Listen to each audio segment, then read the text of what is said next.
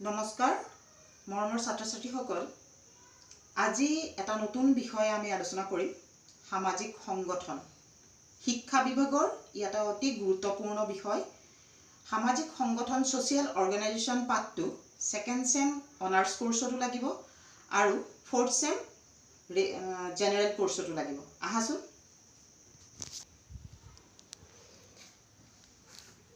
Social organisation পাঠটো সামাজিক সংগঠন নামৰ পাঠটো মই বুজাবৰ কাৰণে বোৰ্ডত কিছুমান পইণ্ট অকমান দি লৈছোঁ অকমান মন কৰিবা যে সোশিয়াল অৰ্গানাইজেশ্যন কথাটো যে সামাজিক সংগঠন বিষয়টো আমাক মানে কিহৰ কাৰণে উপযোগী আৰু কিয় আমি পঢ়িব লাগে সেইখিনি তাৰ লগত ৰিলেটেড কিছুমান দিশ আমি ইয়াত মানে কৈছো আৰু যেটো সেকেন্ড সেম অনাৰ্সটো কিছুমান বস্তু লাগিব আৰু ইয়াত অকমান বহলভাৱে মই দুটামান পইণ্ট ইয়াত আলোচনা কৰিছো ইয়াৰ লগত ৰিলেটেড যিকিটা লাগিব ফোৰ্থ সেম জেনাৰেল পেপাৰখনত প্ৰথমটো হ'ল সোশিয়াল অৰ্গানাইজেশ্যন আমি জানিব লাগিব সোশিয়াল অৰ্গানাইজেশ্যন কি বস্তু social organisation is used to refer to the interdependence of parts in groups.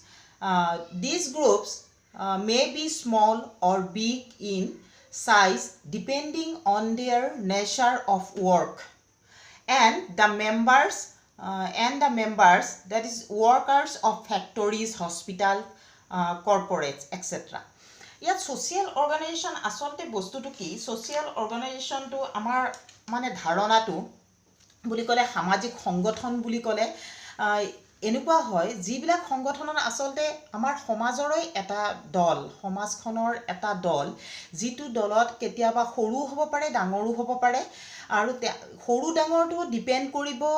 কিহৰ ওপৰত যে নেচাৰ অফ দ্য ৱৰ্ক সিহঁতৰ কৰ্ম কৰাৰ প্ৰকৃতিৰ ওপৰত ব্যক্তিবিলাকে যে সদস্যবিলাকৰ দলৰ সদস্যবিলাকে কেনে ধৰণৰ কৰ্ম কৰিছে কি সিহঁতৰ প্ৰকৃতি সেইবিলাকৰ ওপৰত ডিপেন্ড কৰিব সোশিয়াল অৰ্গানাইজেশ্যনৰ কথাষাৰ মানে আসলতে সামাজিক সংগঠন বুলি যে আমি কওঁ এটা প্ৰথমে আমি সামাজিক ব্যৱস্থাটোৰ কথাও জানিব লাগিব ইয়াৰ লগত যে যিমানে মানুহে জ্ঞান অৰ্জন কৰাৰ লগে লগে বিভিন্ন ক্ষেত্ৰত আসলতে আগবাঢ়ি গৈ আছে সিমানে কিছুমান অনুষ্ঠান প্ৰতিষ্ঠানৰ জন্ম হোৱা দেখিছো বিভিন্ন ধৰণৰ ক্ষেত্ৰত আমি অনুষ্ঠান প্ৰতিষ্ঠানবিলাকৰ জন্ম হোৱা দেখিছো মানুহৰ আচাৰ ব্যৱহাৰ নিয়ম নীতি আদি এক নিৰ্দিষ্ট সীমাৰেখাৰ মাজত আবদ্ধ কৰি ৰাখিবলৈ এই অনুষ্ঠানসমূহে পৰিচালনাৰ ভাৰ হাতত লয় আমি যদি ক'ব যাওঁ সামাজিক সংগঠন বস্তুটো কি যে পৰিচালনাৰ ভাৰ হাতত লয় কেনেকুৱা সিহঁতৰ এটা সীমাৰেখাৰ মাজত ৰাখিবৰ কাৰণে হে দলে কিছুমান নিয়ম নীতি তৈয়াৰ কৰে ইয়াত কৈছো ওয়াৰ্কাৰ্স অফ ফ্যাক্টৰিজ এতিয়া এটা উদ্যোগৰ যিখিনি কৰ্মী যিখিনি কৰ্ম কৰে বা হস্পিটালখনত প্ৰত্যেককে নিজৰ যিখিনি কাম কৰে কৰ্পোৰেট এইবিলাক এনেকুৱা ধৰণৰ দলবিলাকত যেনেকুৱা ধৰণৰ কামবিলাক কৰি থাকে সকলোৰে কামৰ কিন্তু ভাগ আছে সকলোৰে কামবিলাকৰ প্ৰকৃতিবিলাক বেলেগ সেই কাৰণে ইয়াতে ব্যক্তিৰ সৰ্বাঙ্গীন বিকাশৰ বাবে এই অনুষ্ঠানবোৰে আমি দেখা পাওঁ যে বিভিন্ন পদক্ষেপ হাতত লয় ব্যক্তিৰ উন্নতিৰ কাৰণে ব্যক্তিৰ সৰ্বাঙ্গীন বিকাশৰ কাৰণে সেই অনুষ্ঠানবিলাকে সাধাৰণতে সামাজিক সংগঠন বুলি কোৱা হয় এইখিনি আমি সিম্পলি জানিব লাগিব ইয়াত এটা মই ডেফিনেশ্যন দিছো সংজ্ঞা দিছো একৰ্ডিং টু কোলে নামৰ এজন ব্যক্তিয়ে কৈছিল social organisation is the result of the shared activities and understanding of the people মানে মানুহে পাৰস্পৰিক বুজাবুজিৰ জৰিয়তে অংশগ্ৰহণ কৰা কাৰ্যাৱলীৰ ফলশ্ৰুতিৰ হ'ল সামাজিক সংগঠন সামাজিক সংগঠন কি কৈছে মানুহে পাৰস্পৰিকভাৱে বুজাবুজিৰ জৰিয়তে ব্যক্তিবিলাকে যিটো দলত বহুত কেইজন বা কম বা বেছি কেনেকুৱা ধৰণৰ সদস্যৰ ভুক্ত হয় সেই সদস্যবিলাকৰ মাজত বা ব্যক্তিবিলাকৰ মাজত বুজাবুজি থাকিব লাগিব বুজাবুজিয়ে থাকি তাত অংশগ্ৰহণ কৰা কাৰ্যাৱলীৰ ফলশ্ৰুতিত ক্ষেত্ৰতেই সামাজিক সংগঠন জন্ম হয় সেইটো মন কৰিবলগীয়া কথা কোলে কৈছিলে ইয়াৰ লগতে আমাৰ কথা কিছুমান থাকিব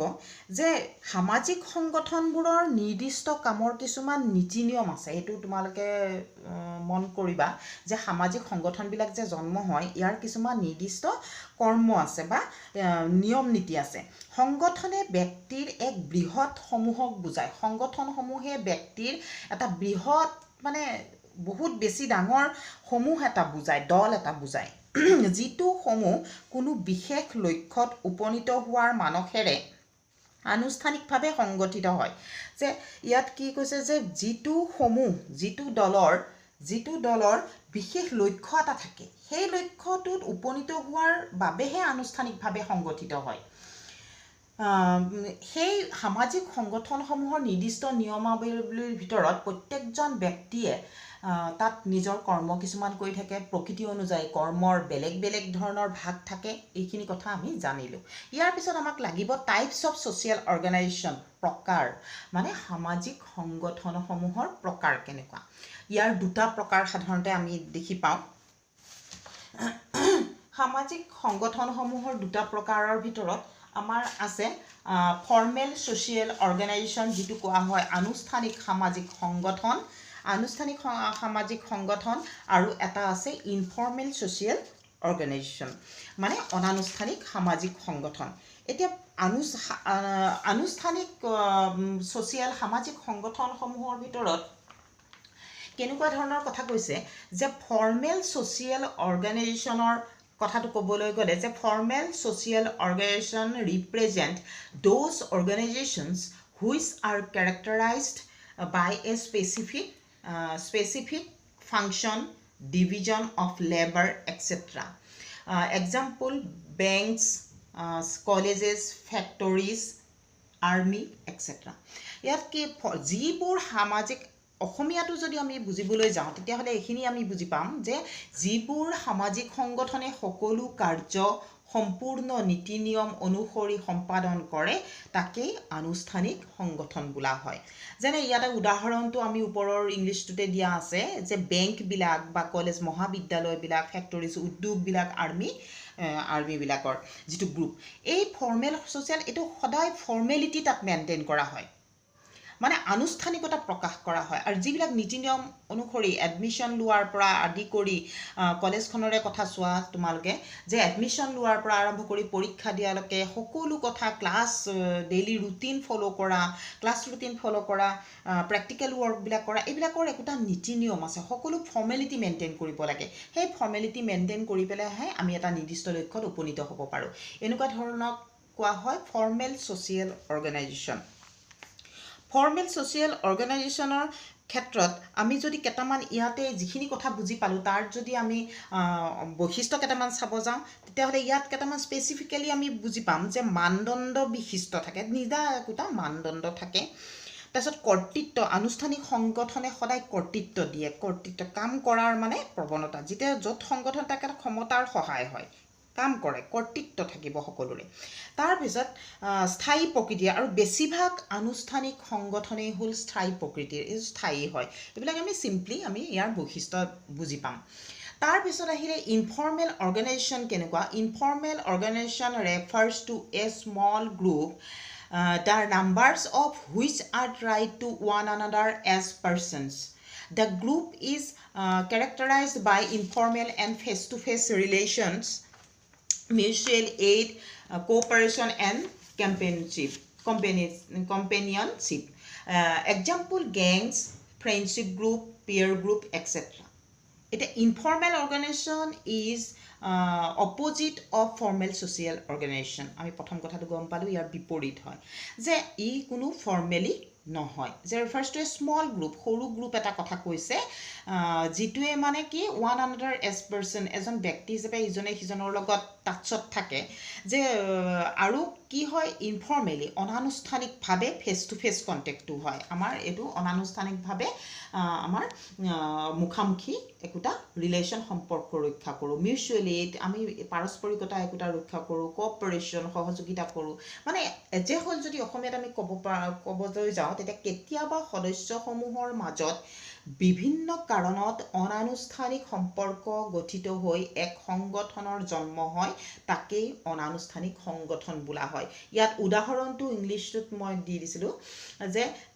Gangs friendship group peer group যিবিলাক লগৰীয়াৰ গ্ৰুপ বন্ধুত্ব গ্ৰুপ এইবিলাক গেংবিলাক দলবিলাক এনেকুৱা ধৰণৰ আমাৰ যিবিলাক সাধাৰণতে সৰ্বসাধাৰণ সমাজত দেখা পোৱা যায় সেইবিলাকক অনানুষ্ঠানিক সংগঠন বুলি কোৱা হয় ইয়াত কোনো আনুষ্ঠানিকতা প্ৰকাশ নহয় যে বিভিন্ন ধৰণৰ এই অনানুষ্ঠানিক সংগঠনবিলাকৰ কথা যদি আমি ভালকৈ বুজিবলৈ যাওঁ তেতিয়াহ'লে ইয়াত এজনে আনজনৰ লগত আনুষ্ঠানিকতাবিহীন পাৰস্পৰিকতা ৰক্ষা কৰে বুলি বুজি পাওঁ অনানুষ্ঠানিক সংগঠনৰ ব্যক্তিসমূহে কোনো আনুষ্ঠানিক কৰ্মৰ বাবে মিলিত নহয় আৰু ইয়াত থকা ব্যক্তিবিলাকে আনুষ্ঠানিক কৰ্ম নকৰে কোনো অনুষ্ঠানত ৰক্ষা হৈ বিভিন্ন ধৰণৰ কথা বতৰাবিলাক নাপাতে ইয়াত অনানুষ্ঠানিকতাহে দেখা পোৱা যায় তেওঁলোকৰ যিবিলাক ব্যক্তিগত ভাৱ আদৰ্শ আনন্দ দুখ বেদনা আদি আনৰ লগত বিনিময় কৰে একদম মিউচুৱেল কণ্টেক্টটো এনেকুৱা ভাল হয় ইয়াৰ ওপৰত বেছ কৰি তেওঁলোকৰ পাৰ্চনেল কিছুমান ব্যক্তিগত কথাও তাত ডিছকাছ হয় এনেকুৱা বন্ধুবৰ্গৰ দল খেলৰ দল সমূহ জুম আদিবিলাকত কেনেকুৱা দেখা পোৱা যায় আমি সদায় আমাৰ নিজৰ কথাবিলাক তেওঁলোকৰ আগত ইজনে সিজনৰ আগত মুকলিমূৰীয়াকৈ পাতিব পাৰোঁ এইবিলাক হ'ল অনানুষ্ঠানিক সংগঠন তাৰপিছত ইয়াৰ লগত আৰু এটা ইম্পৰ্টেণ্ট টপিক হ'ল ফেক্টৰ্ছ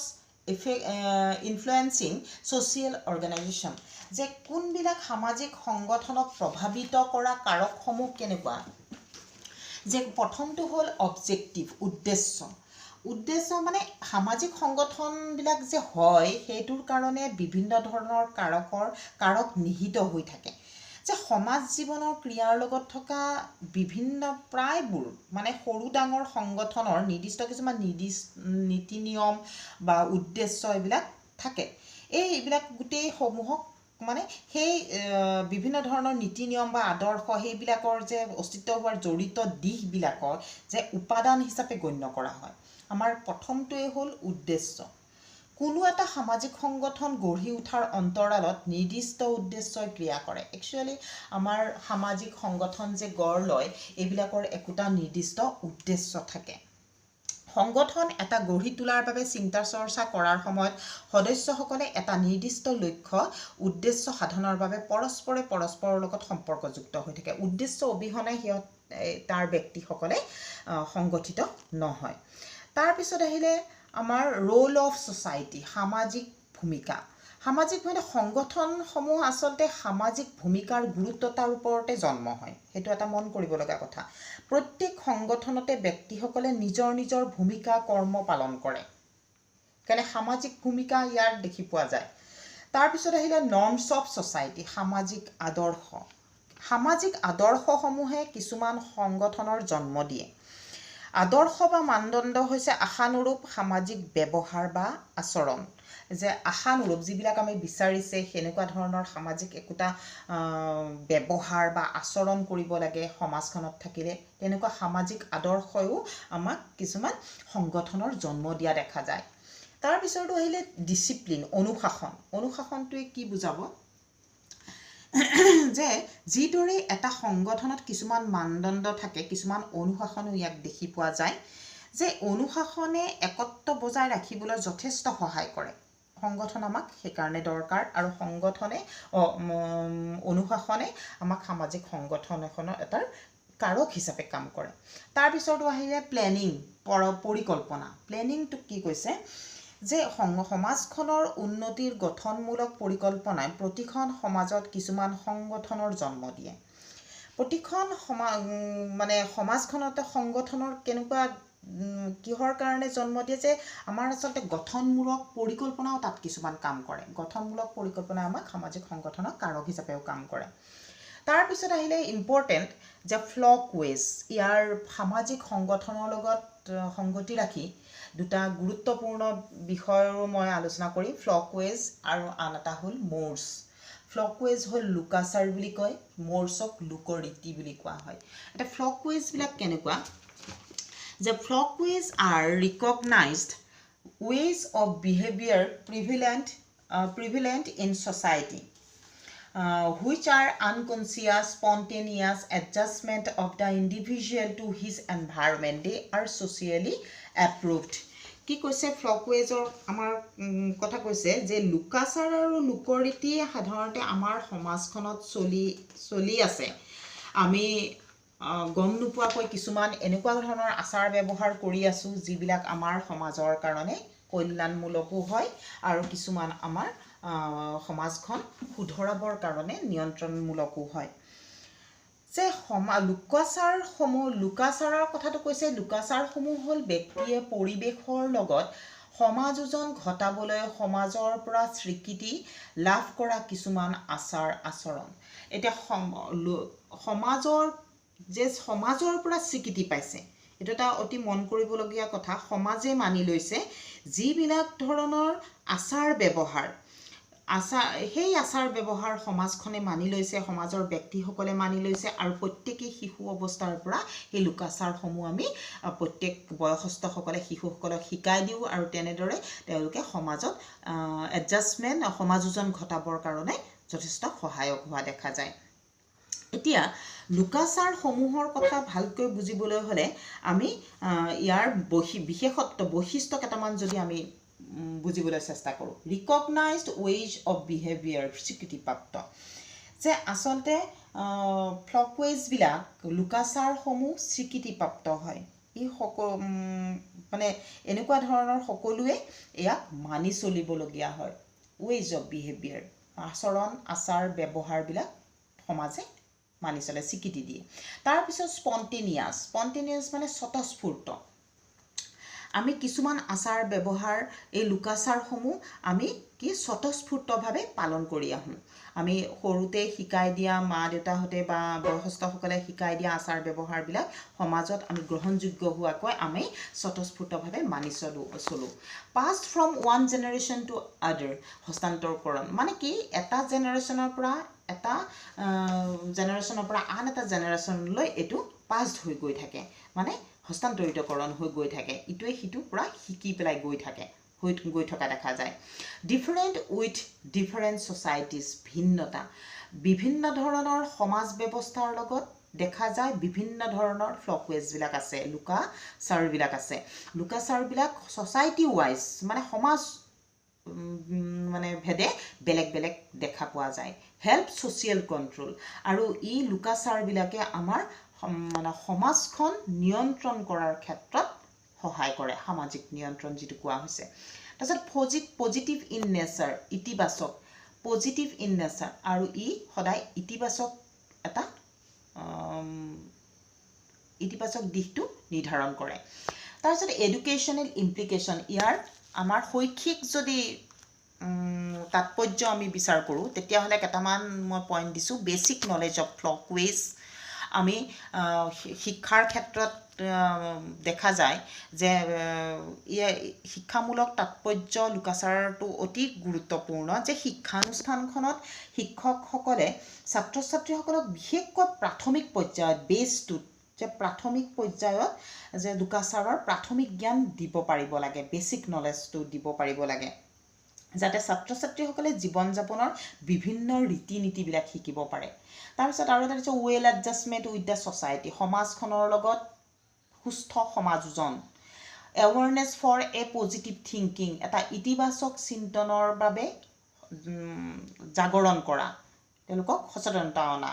ইউনিটি ইন ছ'চাইটি আৰু সমাজখনত একতা অনা এইবিলাক হ'ল এডুকেশ্যনেল ইমপ্লিকেশ্যন যে